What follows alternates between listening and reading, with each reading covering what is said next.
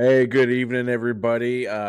We are down one man here, but we are nonetheless the Juice Box Heroes. I apologize for the 3 minute delay. We had some microphone issues, and either Browse looks like he's oh, there we go, he's back. All right, so again, I'm No, I'm one of here. your hosts, Chris. We got Browse here again.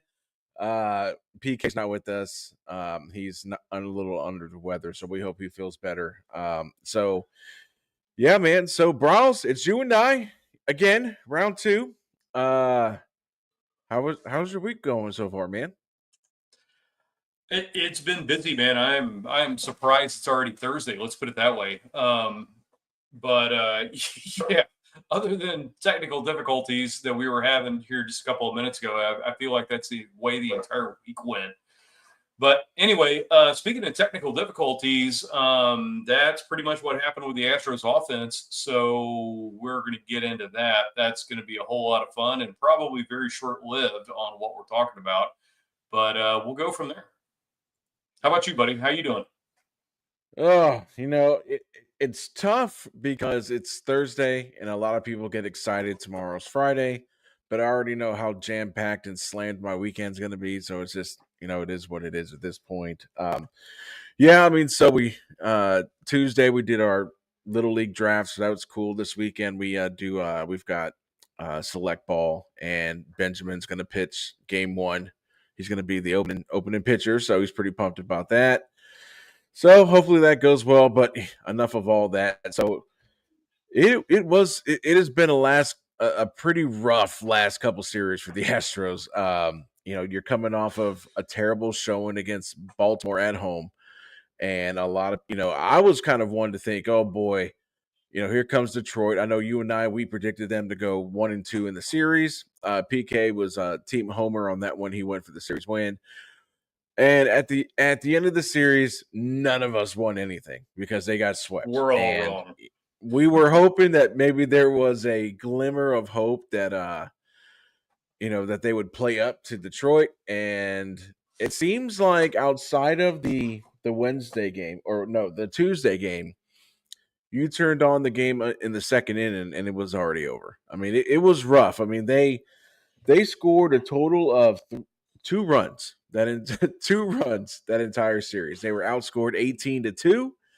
The bullpen was atrocious in Monday's game. We'll break that down. And it also, it resulted in a couple guys getting DFA'd, some guys getting A sent couple. down. Yeah. Uh, we are starting to really see that our best reliever is old Chaz McCormick out of the outfield. So, let's move on to Monday's game. Uh, it was a real close game. I mean, it went back and forth. I think the final score was 10-0 Detroit. Um, it it was rough, man. I mean, you went 2 for 5 with runners in scoring position. You had 5 hits, 11 strikeouts. Uh, we had a streak going on for the Astros bullpen. There was one guy that was sacrificed to the reliever gods, who was the guy that gave up 3+ runs coming out of the bullpen. Well, that guy on Monday was Taylor Scott. He gave up 5 earned Yes. runs, and come to find out after that atrocious, we thought maybe he'd come back up. He just got called back up from Sugarland. Maybe we were thinking, okay, this is where he kind of turns it around, gets back on track. Negative ghostwriter. He's going to give up 5 earned runs. And just as quick as he came up to the Astros, is as quick as he's off the Astros because he was DFA'd. Arrighetti gave up 5 runs. Another game that Arrighetti did not look good. Control, like, I think he had 4 walks. I mean, but he gave up 5 earned runs. And we kind of talked about this last episode where Arrighetti was kind of like the last game. I think he had 5 walks, but he only gave up like 2 earned runs. And we were talking about how like eventually that's going to catch up to you. Where if you can't locate your pitches and you're putting guys on base, you're going to run into a team like he did that they're going to make you pay for giving them runners on base, and that's exactly what happened. And like I said, Monday was was a 10-0 defeat. It wasn't a close game, and I would assume a lot of people probably turned it off pretty soon into that game because I want to say by like the fourth inning it was like 6-0. So, what did you see? Well, yeah, I mean, you nailed it. The one thing I did see was that Arrighetti started strong, but then he did falter. And the one thing I'll say about that is I feel like these guys right now are kind of being rushed back, and they're being rushed back because we don't have an option. It's our starting pitching rotation right now is if you had to nail down 1 through 5 and say who is our 1 through 5. I don't know. I can tell you who our 1, 2, and 3 is, and right now our number 3 is Costanza, which is crazy to say, but the kid's been pitching well. And right now, I know we're in the middle of the game, and I mean, from last I saw it, he was pitching really well again tonight. So, I mean, that's right now, he's your number 3 pitcher. Everything past that is just a question mark. And I really think that Arrighetti, where he did have a good start, he didn't have an opportunity to get into the minor leagues and actually ramp himself up like he should have after the injury that he had. And he's been giving up runs. And then it's the bullpen right now has been so bad. I don't know if I even want to talk about it.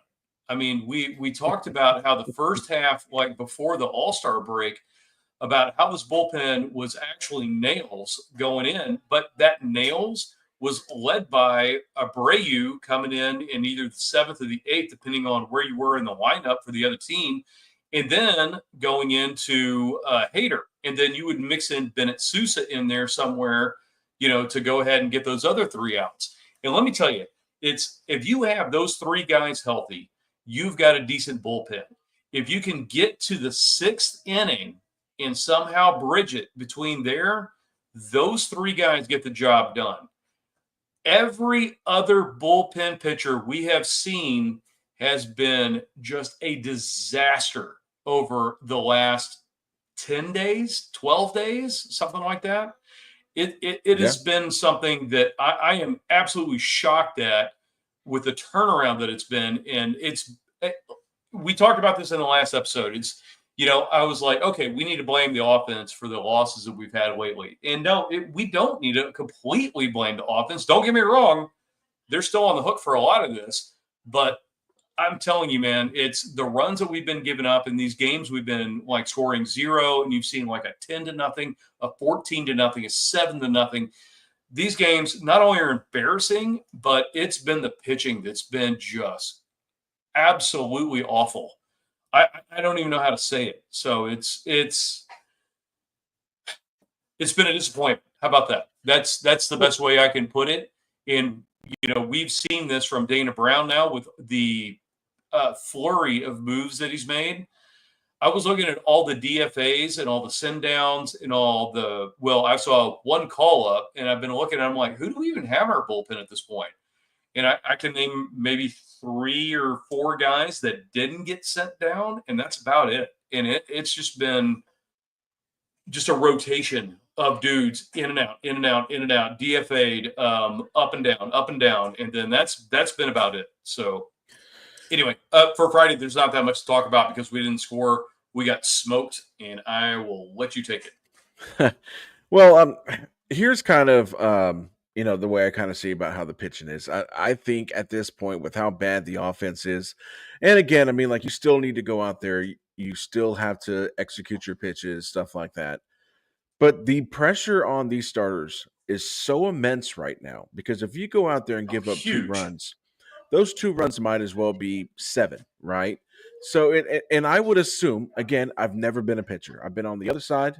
I played catcher. So I would assume that at first you kind of like, you push it off, no biggie.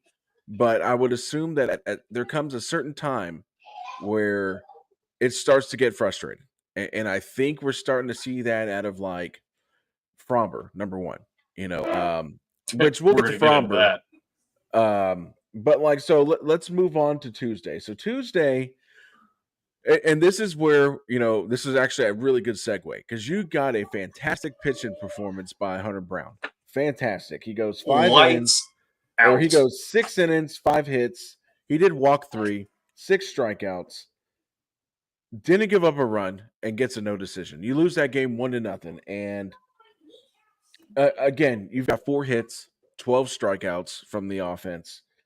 And to kind of go with what you said about Dana Brown and all the DFAs, the move ups, the send downs, when I think when we wrapped up the Baltimore series, they were saying that we have 10 games in 10 days, right? I mean, so with how terrible this offense has been, and like I said, we're going to get to yesterday's game. You have, your bullpen is falling apart as far as, you have guys that you bring up, they get completely slaughtered. And then you have to do something with them because now, like, you've gone into your bullpen so much. And I think this is kind of where it leads from the Javier start, where he left after 3 innings, had the stomach issue, and you had to eat into your bullpen. So that's why you're seeing guys come up, give up 7 runs, get sent down, or get DFA'd. You got another guy coming up.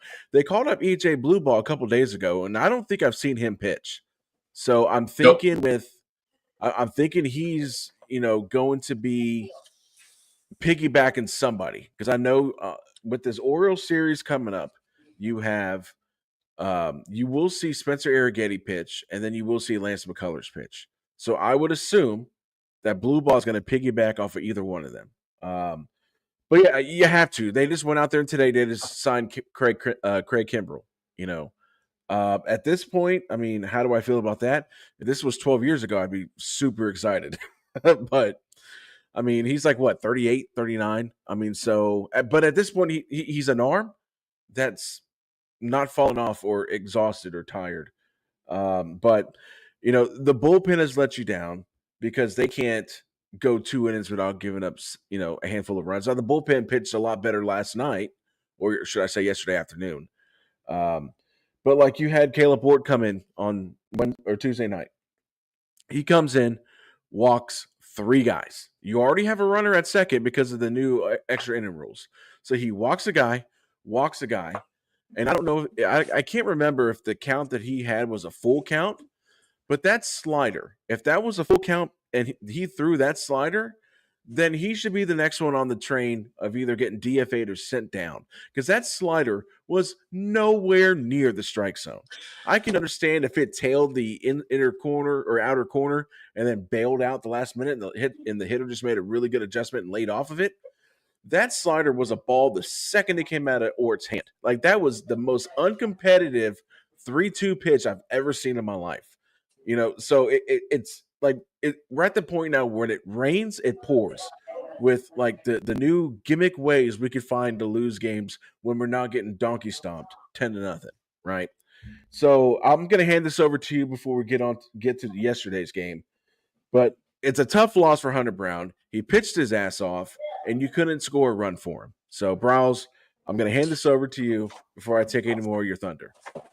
No, you're good, man. And on Tuesday, that was the whole thing I was going to say. If you're a gambling man and not in Vegas, whatever, you definitely had the under in this game. Why? Because it was Scooball, versus Hunter Brown.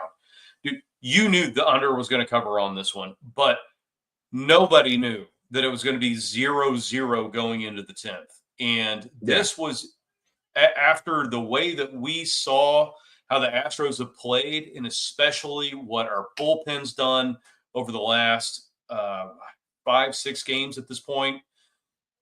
This was the game you had to win. Hunter Brown went in there, and he was the guy. He was your stopper. He was the guy that, just like you said, Chris, he gave up hits, he gave up walks, and he gave up no runs. Let me repeat that. 0 earned runs, and not even any unearned runs.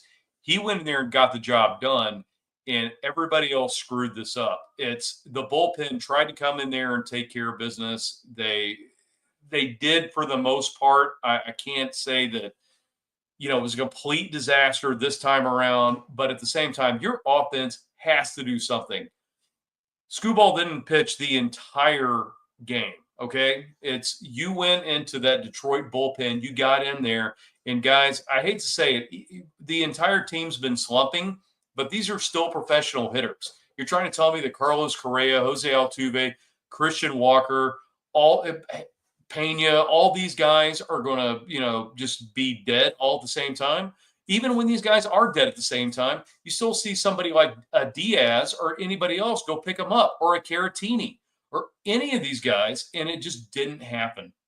So that was the most disappointing game out of all of them for me. And the reason was this is the first time we've seen where in I don't know, 2-3 weeks, where our pitching has gave us a very, very good chance to win this game.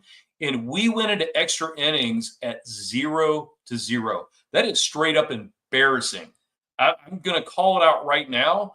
If we don't get a new hitting coach by next season, I'm going to be super disappointed, because, to be honest with you, the way I feel about it, he should be fired right now, and we need to get somebody going. Don't get me wrong. We're still in first place, but we should not be in first place. The only reason we're in first place right now is because the Mariners have sucked just as bad as we have.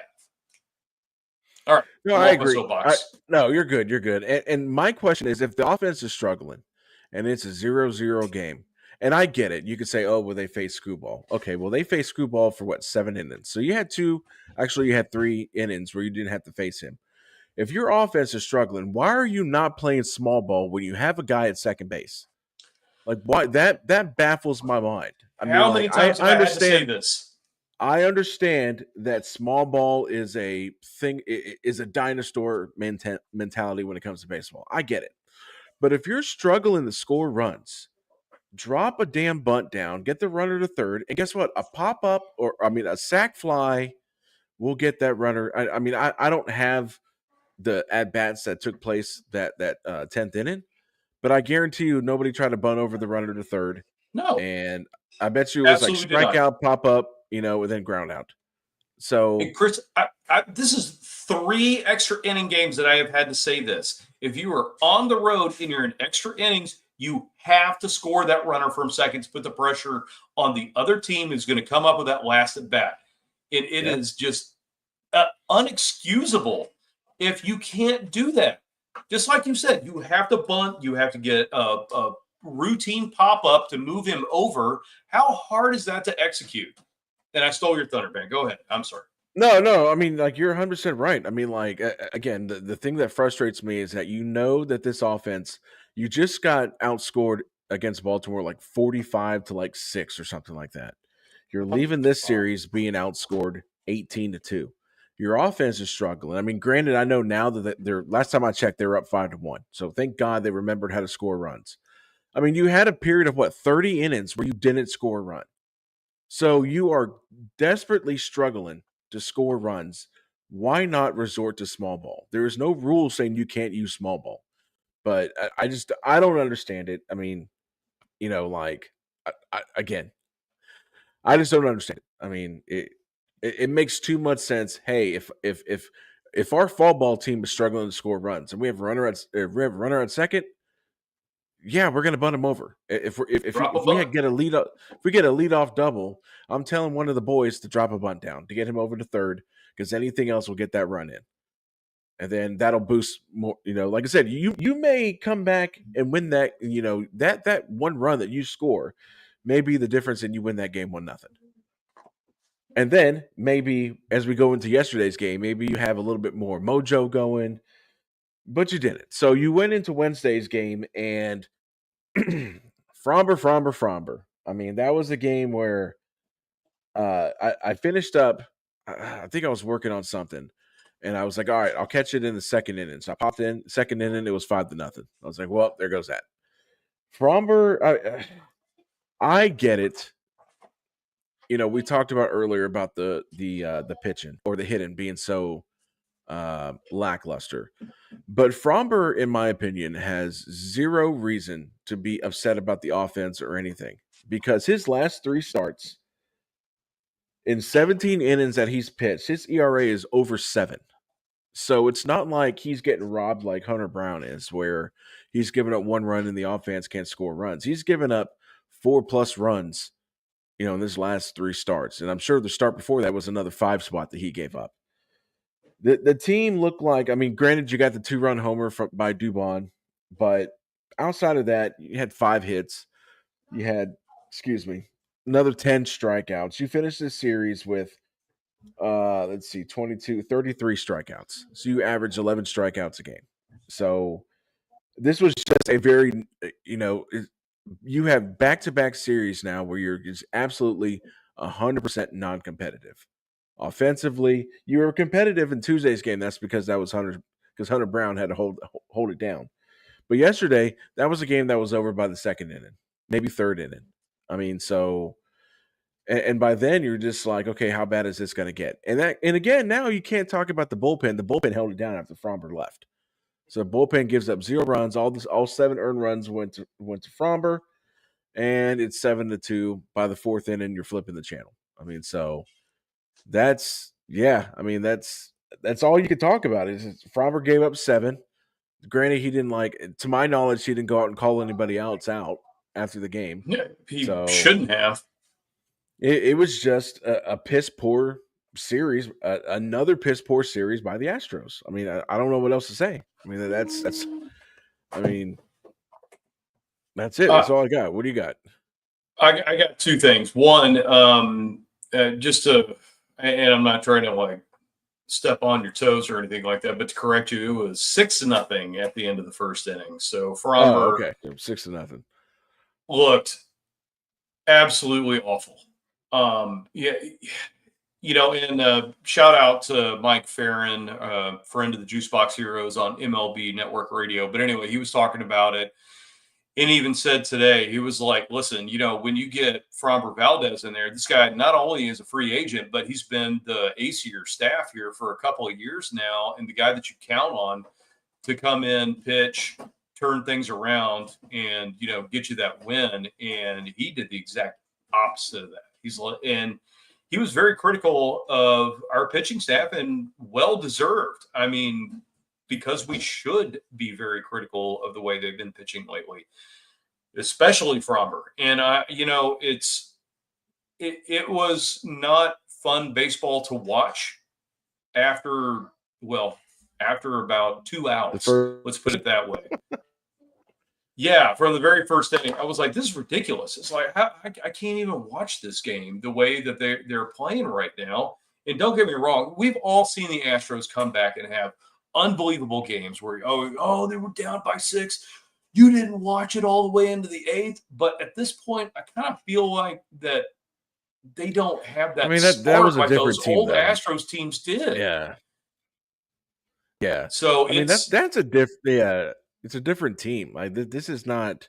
I mean, on paper, this team looks like even without Jordan, right? And he's dude, he's mashing in Double-A right now. Now, granted, and we'll get into that too. So, but what I'm saying is that I agree with you. I mean, there's been, Game 5 of the 2017 World Series. There you go. So, but I just feel like, and they don't have the heart. There's no killer attitude, man. There is no killer instinct. I mean, I guess as fans, we all assumed that once Correa came over, he was going to insert that, and I'm not saying he hasn't. But it's just, you had Correa, you had Dusty Baker at the time, but before that you had AJ Hinch. And I just don't see that bulldog in Espada. I just don't. So, and I'll let you go ahead and finish before I get into my next thing. I didn't want to cut you off early. No, you're good. But you actually said it for me. It's like they're that killer instinct that we need for them to get back into has got to just it's got to turn around. And if I see Jesus Sanchez smile again when we're down 6 runs, I swear I'm going to lose it, man. Listen, I know he got his hits tonight. He's last one I saw, he was 2 for 2. Thank God. But before that, he was 0 for 28. So, glad he got that one back. But still, it's like, man, let's turn this thing around. We were already looking good tonight. I'm going to go ahead, move past this Detroit series. The last thing I'm going to say on it is AJ Hinch has our number. Why? Because he knows who this team is. And listen, guys, we don't want to face the Detroit Tigers in the playoffs. So keep your fingers crossed and go from there. So yeah. So talking about Espada, and I was talking with a guy that essentially he was a juice box hero before the juice box heroes were the juice box heroes back in the day. And he sent me a text on Sunday, and he said he's getting a Brewers hat, and he's pulling for them, Pat Vaughn. He's big on the Brewers manager, because the Brewers manager has come out with interviews saying that he doesn't care what your last name is, how much money you're making. You're going to do what's in the best interest of the team. If you don't like it, we'll trade you, whatever. And how that ties into Espada is the fact that, like, I just don't think Espada has that killer instinct like we saw.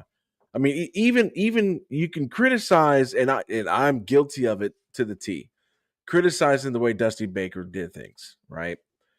But it worked. he had a way. I don't want to say the Astros don't respect Espada, but when you are Dusty Baker and you are AJ Hinch and you're pulling the strings, you're making the gut feelings, I just don't see that. You knew Dusty Baker was a bulldog, right? He used to be a player. He's been in the game for like 700 years. So like he garnished that aura around him where it's like, yeah, I don't care who you are. I'm Dusty Baker. You're going to do what I say, right? Because if you want to, you look at my career compared to yours, you're a nobody. And I'm not saying he said that, but he had that bulldog. You know what? I How many like close calls that were made over in the last like 4 or 5 games? I didn't see Espada come out once. Even if it was something close that it's like, hey, I'm going to go argue. I'm going to get kicked out of this game, but at least I'm going to do it, and maybe it'll fire up the boys. Not once. I don't think he's been kicked out of a game this season. And Yeah. it's little things like that could, like, oh, hell yeah, man. Joe's got us. We're struggling. He's got us. Come on, boys. Let's go. Let's go show that we've got Joe's back, right? But that doesn't happen, right? I mean, so I don't know. Like, I do feel like, and I know that people they like to make fun of the people that are about maybe bringing in a new hitting regime, but like I feel like you may need to go above that too. Like I just like since Espada's taken over, and again, it may not be his fault, injuries, whatever, but I don't see that fight. I don't see that dog in this year's team or last year's team. I don't feel it like I felt it with 2022 or any time from 2015 to 2022, where it's like, you know, and again, it could have been the lineup, and I'm going to get off the soapbox so we can move on to the next piece. But like, there was a good run there where I don't think that it mattered how many runs the other team was up. You had a hope. I mean, you're like, yeah, these guys will come back, man. The We'd be last down like 9 runs. Yeah, and you'd be like, "Oh, it's only the second inning. Oh, that's easy. That's I'm easy. watching. You left way too much time on the clock, right?" But you look at these last 2 series, and it's like, yeah, this game's over, and it's the second inning, and it's 5-0. So, all right, that was a long deal. So, let's move on. We're gonna move on to. I know we currently have a game going on now. Last time I checked, the Astros are 7-1. Alexander's pitching like a gangster again. So again, take some notes, Framber. Again, Costanza is the MVP of the season. So, all right, I'm going to go ahead and pull up. We'll go ahead and get into this Orioles series round 2. Hopefully, we get some revenge. Go ahead and take us away, Bros. All right, so for tonight, you guys already know it. It's Alexander against Young. We're already winning that game. So once again, the assistant to the traveling secretary is getting things done. So, guys, after this, we've got the reinforcements coming in. Friday, McCullers 2-4 coming off that blister injury with 6.9 ERA against Maury Povich. 2-6, 4.98 ERA. That's the first thing I thought of when I typed his name. I was like, I'm going to call him Maury Povich. I like it. I know, I had to do it. Saturday, you got Javier coming in for his third start, looking good so far, even though he's 1-1, but still got that nice sparkling 3.38 ERA against Kramer. Once again, another Seinfeld reference at 9-9 with a 3.97 ERA. And then Sunday spaghetti dinner, 1-4 with a 6.94 ERA. Didn't look so hot coming out, looking to knock that ERA down against Rogers, who is, let me tell you, he's a bulldog, 6-2, 1.41 ERA. So, Chris, that is the series we got coming up. The Orioles have got a bunch of kids. In fact, they were talking about it on the pregame today about how they've got like their second wave of their hot young talent coming up. How do you see this series playing out? It's tough, man, because clearly I think we have a good shot of winning tonight's game. So there's one, so that's good. So the losing streak's over. What I'm kind of worried about is McCullers and Arrighetti. Arrighetti, since he's been back, I haven't really seen him pitch that well. Now he's gotten lucky where, like I said, he's given up 5 walks, but been able to get around it. And then you saw him go against Detroit where, the Tigers were like, cool story with the walks. We're going to tag you for putting guys on base. And then you have Javier. I mean, Javier, again, as long as he stays away from the Mexican food before he pitches, I think he can get you 5. Now, we know we got blue ball in the back pocket. You've got, I would assume at some point this weekend, you're going to probably get Craig Kimball to join the team. I would assume that after tonight, Jordan probably maybe joining the team Saturday, maybe Friday or Saturday. That's going to be it. But I heard he's joining the team on Tuesday for the Rockies series. That was the last I heard. And that's here? Is that here in Houston? That's in Houston, yeah. Okay. So, all right. So just going off of this, I mean, they're getting Young back for almost throwing a perfecto. I think, let's see, let me pull this up again. You've got, all right. So I think we'll lose. I think we're going to end up splitting the series, mainly because I haven't seen enough from McCullers and Arrighetti to give me the warm and fuzzy. It's going to be, I mean, like I said, I hope I'm wrong and they win 3-1, or in a perfect world, they sweep. I think Kramer is a very underrated pitcher. And if you look at his stats, he's got a sub-4 ERA. He's 9-9. I mean, Cade Povich, Maury Povich's grandson, is an up-and-coming pitcher. Taylor Rogers, I don't even know. I don't even know if he was a starter. They might be doing a bullpen game on Sunday. But I like Kramer. I thought he pitched really well last time that we played. I think the safe pick right now is a split, mainly because one, you don't know what you're going to get from Lance McCullers, and he's coming off of an injury. And then you have Spencer Arrighetti, who hasn't looked good since he's been back. So I'm hoping what eventually will happen is once Garcia comes back, one of those two guys gets moved to the bullpen, because you're going to need somebody to eat multiple innings, especially, I can't talk, especially since you're down Hader. So I'm going to go with the split. I haven't talked to PK. I'm assuming he's probably all doped up on NyQuil. So I don't have a prediction for PK. What do you got, Browse? So for Taylor Rogers, the Orioles are stretching him out. I did know that. Okay. So he's getting stretched out. He's supposed to be a starter. This is one of the, I'm not going to say one of the first times he's done it, but anyway, long story short, he should go at least 5 innings. But to go along with kind of what you were saying is with the starting pitchers we've got, all these guys are coming off injuries. We have no idea what's going on. So literally, I think we're going to win this game tonight. So you can chalk that up for 1 win. But at the same time, we could lose the next 3, we could win the next 3, or we could split them. So I'm going to go right with you. I'm going 2-2. I think the Javier game we will win. He's looked the most promising out of everybody. I think it's going to be a mixed bag coming out from McCullers. Arrighetti, once again, is he going to walk 5 or is he going to strike out 5?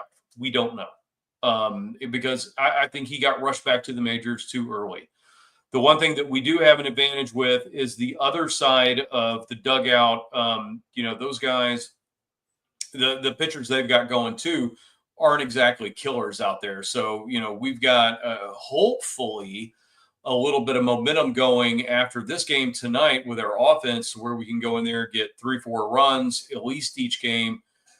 For the love of God, please score more than 0 and, at least scratch another win out of this, if not 2 and hopefully 3. But yeah, officially, I'm going to go 2 for 2, just like you. And we'll see how our pitching goes. We'll see how our offense goes. To be honest with you, it is all up in the air right now. And we've got to find some solid offense and some solid pitching that we can start relying on. Yeah, I mean, and again, I mean, Baltimore is still a very good young team. Like whatever it was, the mojo that worked with them this year, I do expect them to be right back in the thick of things next season. I mean, Absolutely, man. And all the guys they moved, they got prospects back, so you got another wave. That farm system has just been retooled. I agree. I think the safe bet is 2-2, and if you squeeze a win from Arrighetti or McCullers, then you're good to go. That's kind of where I'm at with that. But yeah, I mean, I think that's going to do it for us tonight. Again, thanks to everybody who takes the time to listen to this. If you haven't already, you could follow us on. We are now on TikTok. We have officially made it on TikTok. But if you haven't already, smash that like, subscribe to us. I mean, we're going live every single Thursday. We'll be back on Sunday. Hopefully, we'll have PK with us. If not, then Browse and I will have to carry the torch yet again. So again, guys, have a fantastic weekend. Keep it good, and we're the Juice Box Heroes. I'm the Dubon Fan Club. I'm here with Sweet Bee Bones Browse, and you guys take it easy. Go Astros, man. Come on. We got to turn this around. I just hope they didn't score their runs for their series tonight. Yeah.